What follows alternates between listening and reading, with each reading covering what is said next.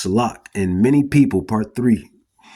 I'm kind of going into a lot of prophecies and whatnot. The spirit is spiriting, but it is what it is. But ultimately, this topic was immortality, but the spirit got me going through other prophecies. But all of these nations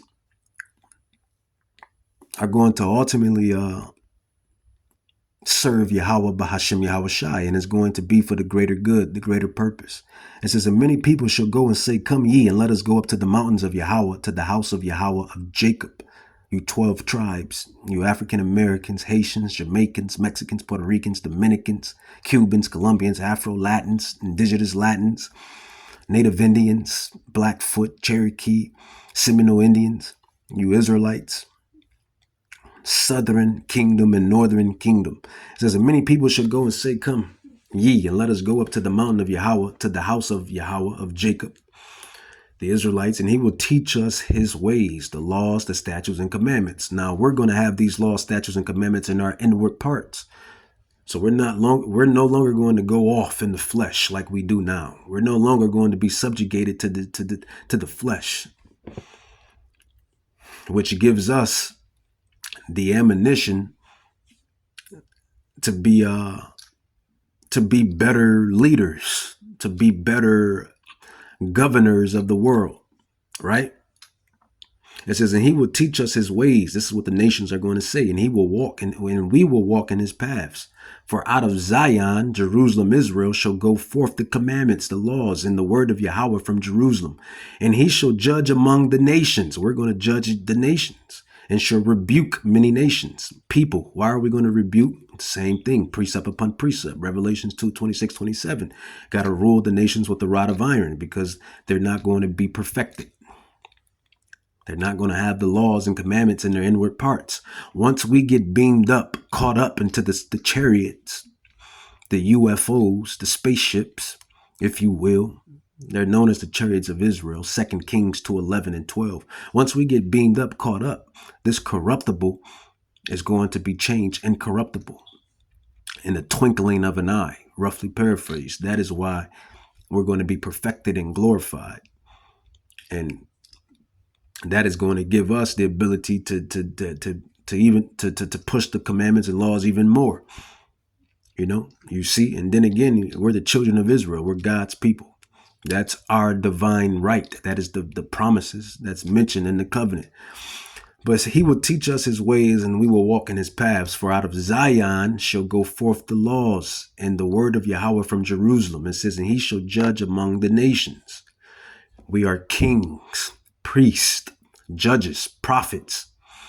That's what we are. That's who we are. That is our fathers, Abraham, Isaac, Jacob, the 12 royal regal sons, Judah, Benjamin, Levi, Naphtali, Reuben, Simeon, Issachar, Ephraim, Manasseh, Naphtali. That is who we are. We are the royal regal people. They know this. The nations know who we are. The nations know who we are. That's the point. That's what pisses me off. You know who we are.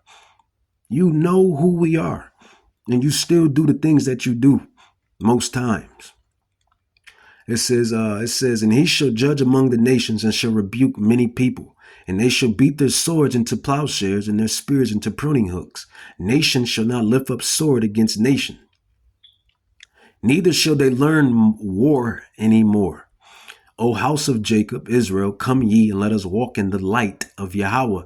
And ultimately, everybody is going to walk in the light of Yahweh. And that's the prophecy. That is prophecy. I gave you multiple prophecies within this lesson. We are the prophets.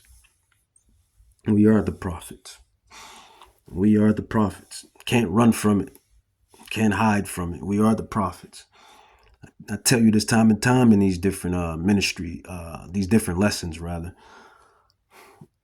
When I try to run from prophesying, when I try to run from this, when I try to forget about this, when I try to don't even worry about this stuff, it's like I can't. Somehow, some way, I get pulled back in.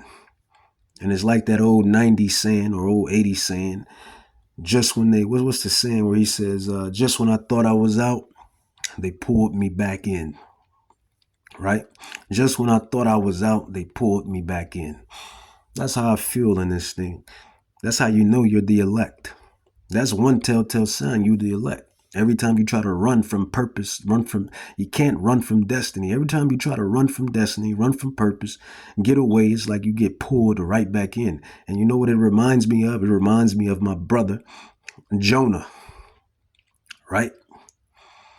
For all of you brothers, Elder Tahar, Elder Gabar, Elder Ramla, Elder Rakar, and all of the elders and prophets on down, GMS, Great Millstone, and all of the other brothers and sisters in the other ministry camps, the elect that's in those camps and ministry camps. Most of you understand what I'm coming from. When you try to run, and it's like you can't run from it. You get pulled right back in. Just when I thought I was done, they pulled me right back in. Yahweh pulls you right back in. You know what he says? You're not running from what I created you to do. You have a purpose and you will fulfill it. And that's just what it is. Because if it wasn't so, then it'd be easy for us just to stop doing this stuff, right? It'd be easy for us just to stop doing it. We wouldn't even have a contrite spirit. That's how you know you're the sons and daughters of God. When you go off, when you do wrong, when you mess up, when stuff happens in life, this yada yada blaza blaza, that contrite spirit, or you come back with a contrite spirit, but a vexed spirit. Your spirit is just vexed. The Holy Spirit, the Rakakadash, just vexes your spirit. You're just vexed. It's like you even when you try to just forget about everything, you just can't. You just get vexed in the spirit. And then stuff happens in your life that you know is spiritual, that you know that can't be from humans. Got to be from Yahweh. Got to be from the angels. Got to be from the Rakakadash. You just get vexed and it pulls you right back in to doing the job that you were sent here to do.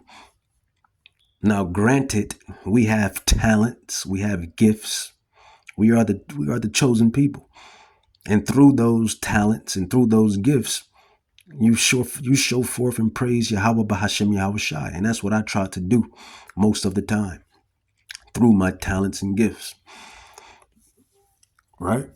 But ultimately, the greatest talent, the greatest gift of mine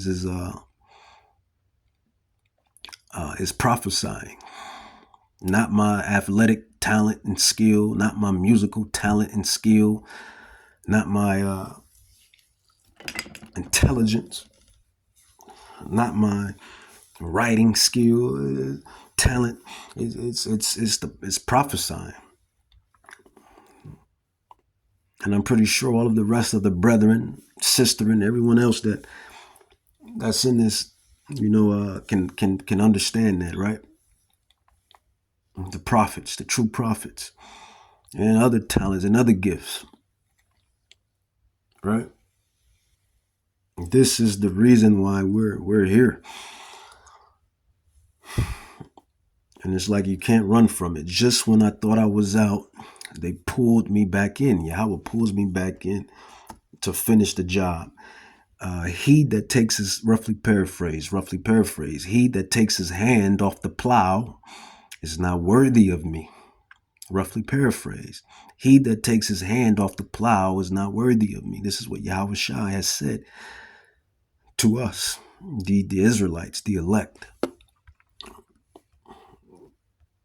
So this is why those men do it. This is why we do it. This is why you see us do the work. And like I said, this is our true profession. This is our true profession. The prophecies speak of your true profession. The reason why you ultimately were born through the loins of your father, out of your mother. This is why we were here. This is ultimately why we were here. To raise up the tabernacles of Israel. To raise up the tabernacles of Israel. I can't unsee it. I can't unsee it. Like I said, you can't run from Yahweh, Bahashem Yahweh Shai. And if Yahweh wasn't dealing with you, And then when you go off, when you mess up spiritually speaking, right?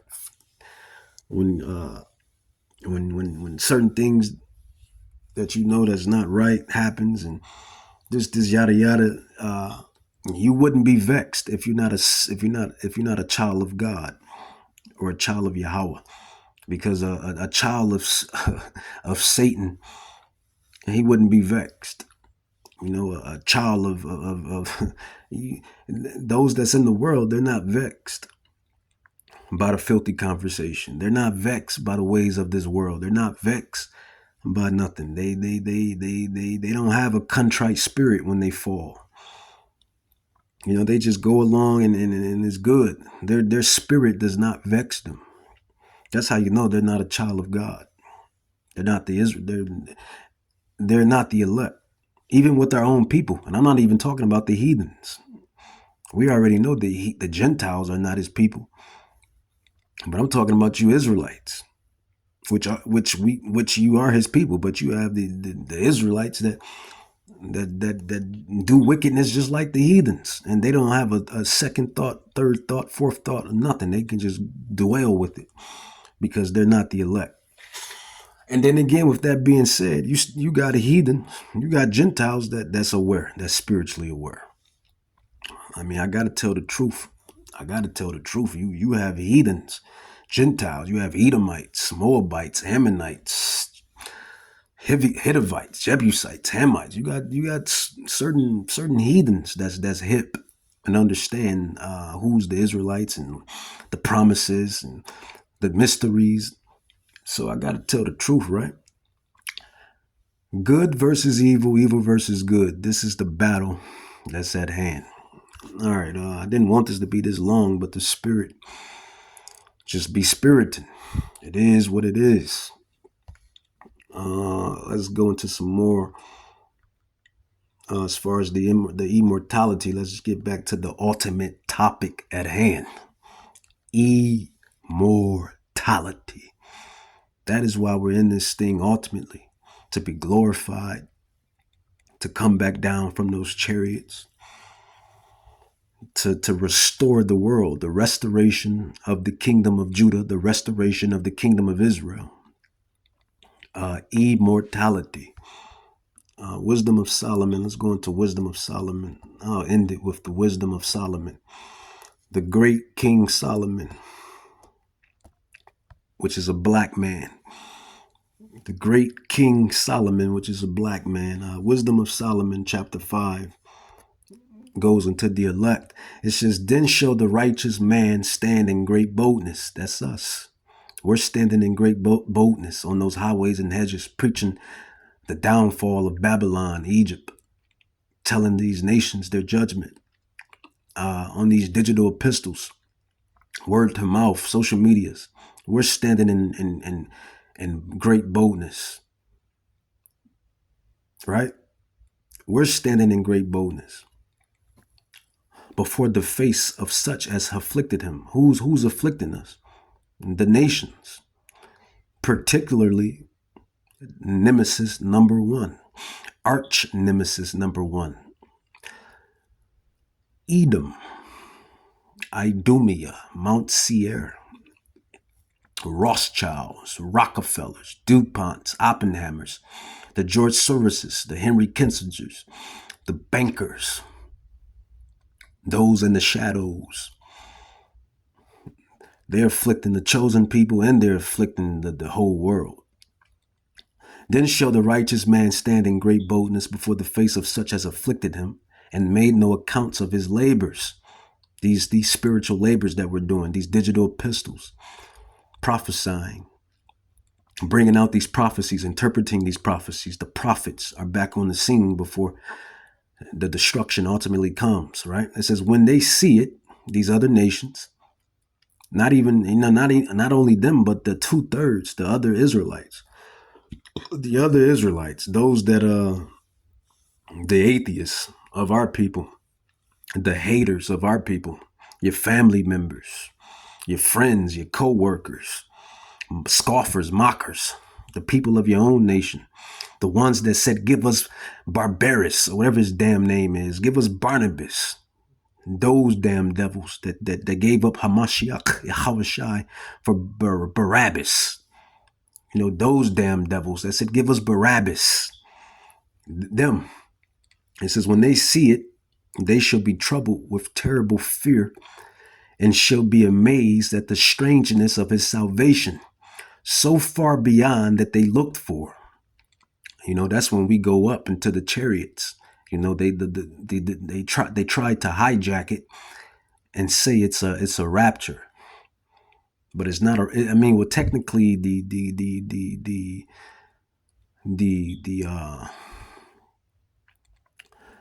it's not worded in the word as rapture. It says caught up, taken up, but the ideology of it is true. And you're going to get, there is a remnant of mortals, not just any mortals, the elect that's going to get caught up, taken up inside chariots. So yes, that aspect of it is true, but it's not called rapture. It's called taken up or caught up. It says when they see it, they should be troubled with terrible fear. And these are the people that's going to be troubled when they see us go up. Yahweh willing, I'd be part of that number. Yahweh willing, Elder Tahar, Elder Gabar, Elder Ramla, Elder Rakar, all the way down to the other prophets, apostles, servants, and elders. Elder Malcolm, right? All the other elders and apostles in this thing. Yahweh willing, we be caught up in those chariots. We be those men. It says, when they see it, they should be troubled with terrible fear and shall be amazed at the strangeness of his and her, for that matter, salvation. Because the Bible speaks of the lady elect, the elect lady that should be saved and childbearing to a elect man and yada, yada, blaza, blaza, and not necessarily have to have a husband in this thing, because Yahweh said that he's going to gather the women that's lame and pregnant and this and that and bring them to Zion. That's in Jeremiah. So that's prophecy. But you know, it says when they see it, they shall be troubled with terrible fear and shall be amazed at the strangeness of his salvation, so far beyond all that they looked for. This is prophecy. This is prophetic. I'm giving you prophecy. What is the job of a prophet? A job of a prophet or a prophetess, no matter how you feel about that prophet or prophetess, you're not Yahweh God.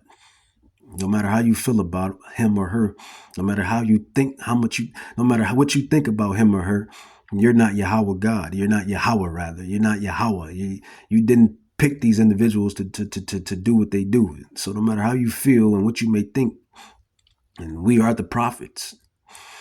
It says when they see it, they should be troubled, because we're giving you divine intervention. We're interpreting divine intervention. We're telling you divine intervention that's going to happen before it happens. What is prophecy? To dissect and interpret divine intervention before it happens.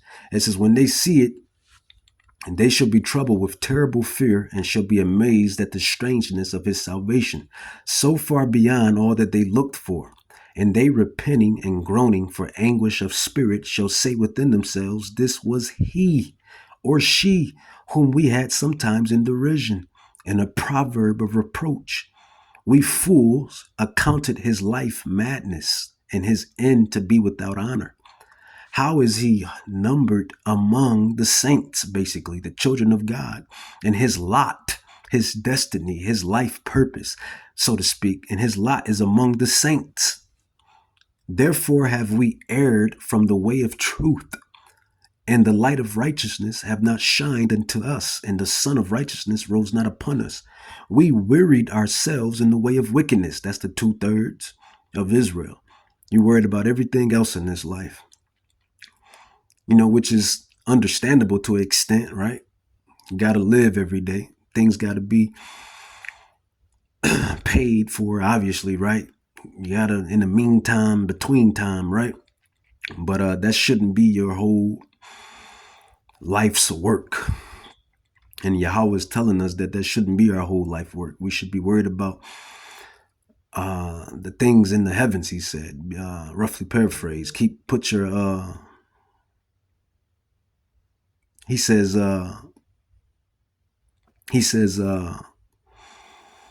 He says, and what he said, he says, put your things on the things above. That's what he said. Keep your sights on the things above.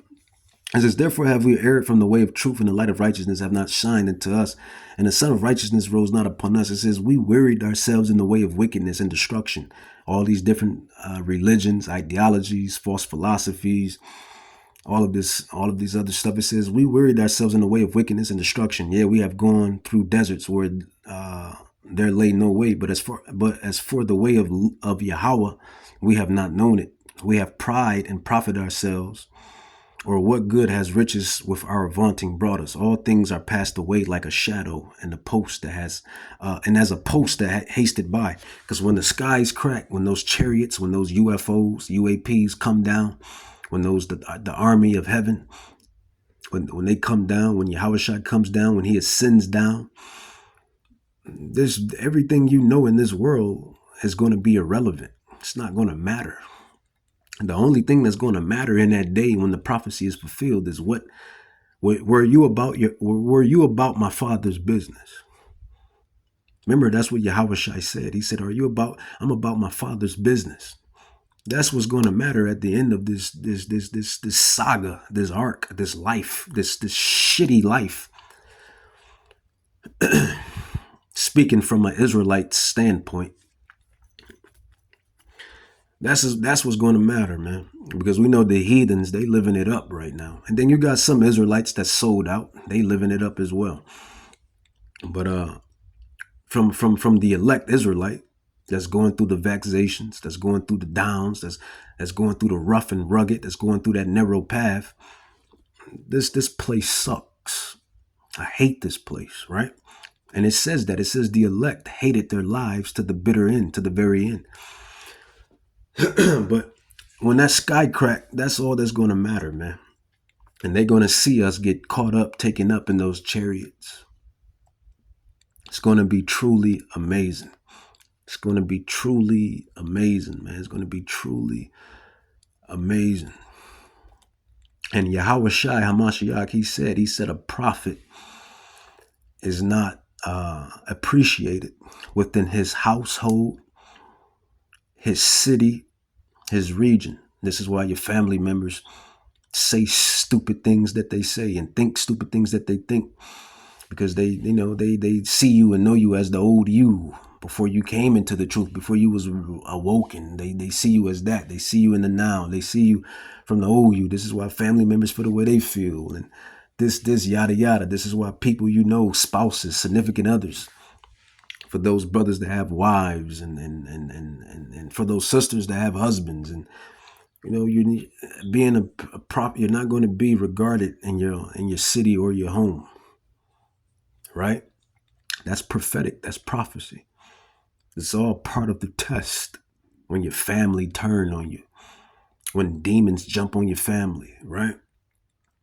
When the time comes when you get betrayed. Yahushua was betrayed, right? When this mark of the beast come down, this is just what it is, man. This is that fiery furnace. This is how we're going to be refined. This is how we're going to prove ourselves to really be the elect. But I've been long-winded.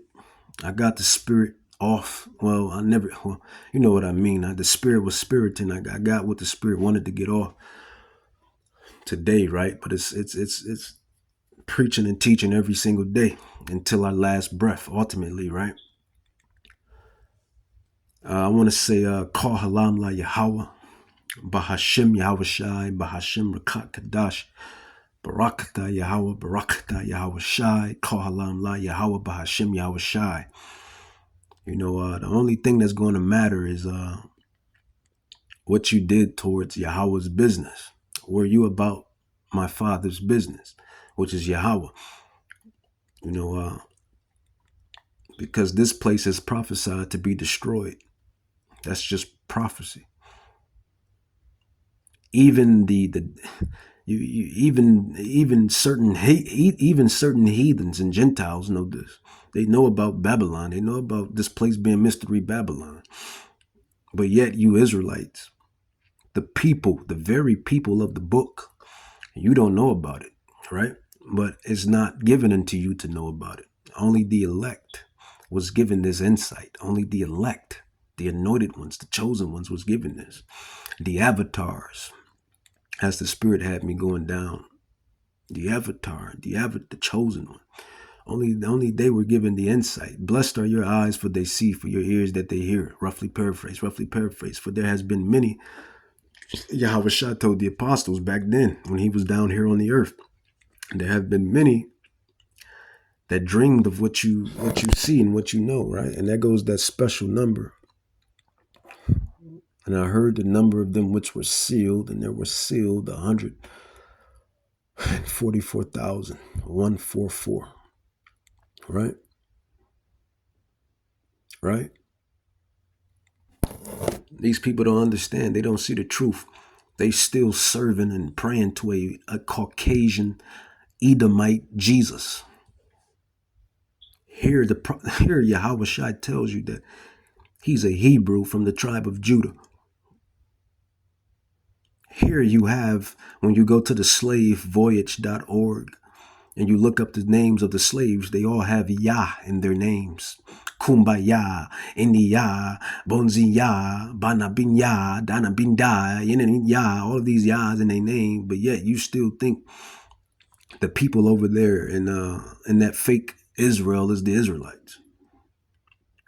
The Bible says that the true Israelites will be under curses. It's only one people that fit all of these prophecies. But yet you still think they're the people. The truth is not given to everybody. It's precious. It's like silver. It's like gold. It's like precious stones. It's hidden. And who has the hidden gems? The elect. With that, I'm going to say, Call Halam La Yahweh, Bahashim Yahweh Shai, Bahashim Rakak Dash, Barakata Yahweh, Barakata Yahweh Shai, Barakata Yahweh, Barakata Yahweh Shai, Call Halam La Yahweh, Bahashim Yahweh Shai. Prophecy, prophecy, prophecy.